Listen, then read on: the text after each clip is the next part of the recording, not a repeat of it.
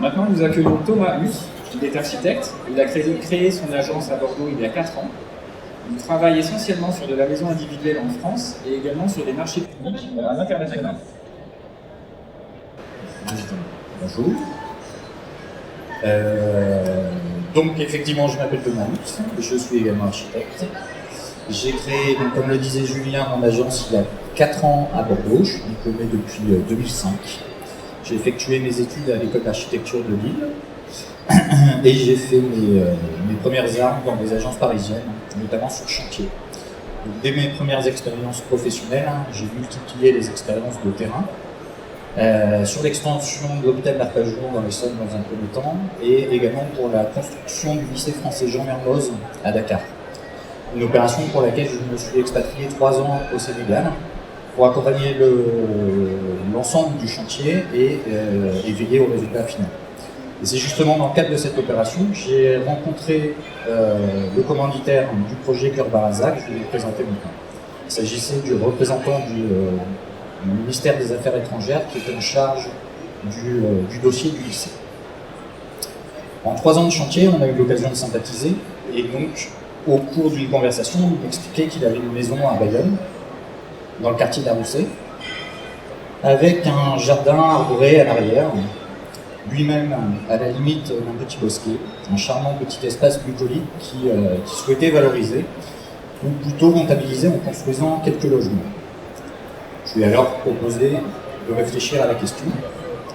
Un petit peu pris au dépourvu, il ne s'était pas réellement interrogé sur ses attentes, lui-même sur ses besoins. Il n'y avait donc pas réellement de programme au départ. Il fallait valoriser la parcelle. Mon client avait des préoccupations de rentabilisation économique et pour ma part, j'étais en tant qu'architecte préoccupé par le fait de ménager le site. Le jardin étant l'intérêt du lieu, il ne s'agissait pas de construire partout et de le faire disparaître. Le programme s'est arrêté à une maison et 2 T2. Enfin, jusqu'au permis de construire, parce qu'après le recours d'un voisin qui nous voulait du bien, on a perdu un des logements d'opération. L'intérêt du site étant ses arbres, le projet s'est naturellement articulé autour des plus remarquables, et notamment 2 chênes centenaires. L'idée initiale était de valoriser le jardin. Il nous paraissait donc primordial que les logements entretiennent un rapport étroit avec lui. Il est donc retenu d'ouvrir au maximum les pièces de vie sur l'extérieur, jusqu'à en faire disparaître les limites pour le séjour de la maison. Pour autant, il ne fallait pas qu'il y ait de vis-à-vis entre les différents logements, ni même avec les espaces communs. Le T2 de l'habitation associé à la maison était le pavillon d'amis, pour autant les propriétaires tenaient à leur intimité.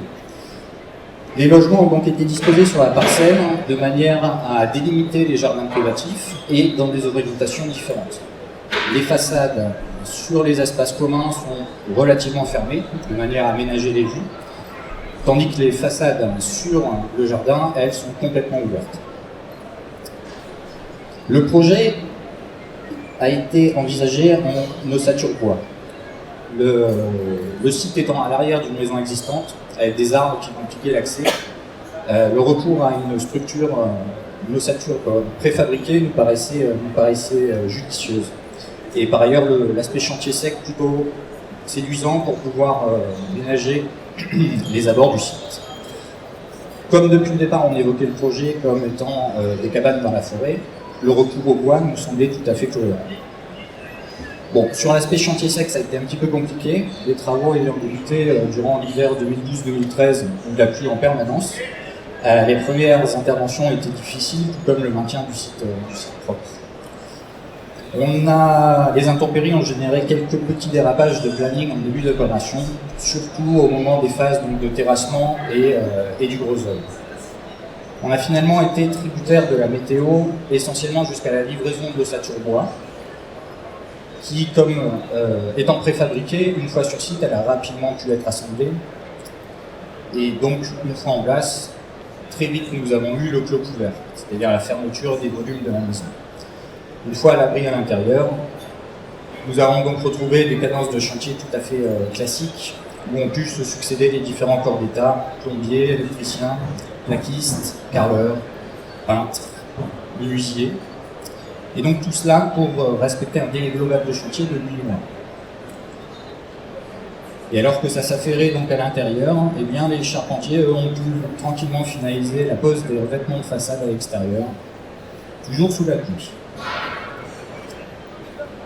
Si on caricature le projet, il s'agit de 3 containers disposés sur la parcelle. C'est en tout cas le résumé qu'en a fait ma mère. Les formes finales sont effectivement simples. Il s'agissait par là d'optimiser les coûts de construction en restant sur des dimensions standards pour la structure et sur des procédés de mise en œuvre simples. Une attitude motivée par le retour d'expérience de chantier. Sur le projet Cœur Baranza, il n'y a effectivement aucun assemblage qui est compliqué et les portées maximales des toitures sont de 6 mètres. Pour autant, si on regarde de plus près, les détails sont quand même travaillés, comme par exemple l'intégration des descentes d'eau pluviale dans l'épaisseur du complexe de façade, ou encore les volets coulissants à claire-voie sur le volume des chambres, l'intégration d'un bandeau lumineux dans la casquette du séjour, ou ne serait-ce que les textures de façade qui sont différentes en fonction des fonctionnalités de la maison. Autant d'éléments de détail qui font que le résultat obtenu n'est pas juste 3 containers disposés sur la parcelle. En tout cas, j'espère. L'objectif de tendre vers une architecture simple et non simpliste, j'insiste sur la nuance, est motivé par une maîtrise des coûts de construction. Et ce, pour pouvoir concentrer le budget de l'opération sur des éléments forts du projet, des parties pris architecturaux. En l'occurrence ici, une ouverture complète du séjour sur le jardin, ce qui a nécessité la pose d'une poutre en lamellé collé qui faisait 10 mètres de long et d'une baie vitrée de 2,50 mètres de haut. Ce sont donc des arbitrages en phase de conception qui visent à rationaliser certains espaces afin d'en privilégier d'autres. Et dans le cadre de ce projet, l'exercice a visiblement porté ses fruits puisque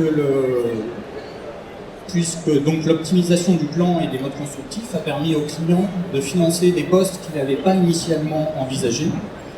Et c'est comme ça qu'il m'a demandé d'intégrer dans le budget de l'opération un certain nombre de rangements. C'est finalement assez rare qu'on nous demande de pousser notre réflexion jusqu'à cette échelle de définition. En général, on nous demande de mettre en place une enveloppe qui sera par la suite investie par des gammes mobiliers plus ou moins en adéquation avec l'esthétique du projet. C'est donc souhaitable, en tout cas quand c'est possible, que le mobilier fasse partie intégrante de l'architecture. Dans le cadre de ma mission de conception, j'ai donc pu intégrer les cuisines, qui restent relativement courants pour ce type de poste, mais également l'ensemble des rangements associés au séjour, en l'occurrence donc ici les WC, bibliothèque, web télé, ou encore les espaces bureaux. Et puis côté chambre, ont été mis en place dans les alcôves qui avaient été prévus à cet effet sur les circulations des dressings, chaque fois associés à l'entrée de chacune des chambres, ou encore le long du mur aveugle en limite de propriété. Non, j'étais trop loin. Voilà, pour la suite parentale. Le résultat obtenu sur ce projet Cœur Baranza est donc l'aboutissement d'un processus qui aura été initié par une stratégie d'implantation à l'échelle de la parcelle pour pouvoir en tirer le meilleur parti, conjugué à une optimisation du plan et des modes constructifs afin de valoriser certains partis pris architecturaux, et le tout conjugué à une veille constante du chantier, garant du résultat et également du respect des délais de chantier.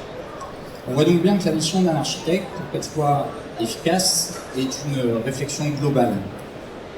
C'est un accompagnement permanent du projet, des premières esquisses jusqu'à la livraison du chantier. C'est d'ailleurs bien pour ça que ce que l'on appelle communément une mission de base est en réalité une mission complète et non une mission à minima. Alors bien sûr, vous pouvez toujours faire appel à un architecte de manière plus ponctuelle à des phases bien précises de vos projets, mais sa plus-value n'en sera que limitée. Il faut bien avoir à l'esprit que la maîtrise d'un projet et donc quelque part la satisfaction d'un client ne peut être entièrement garantie à partir du moment où on limite la mission de l'architecte uniquement à la production de tout. Je vous remercie.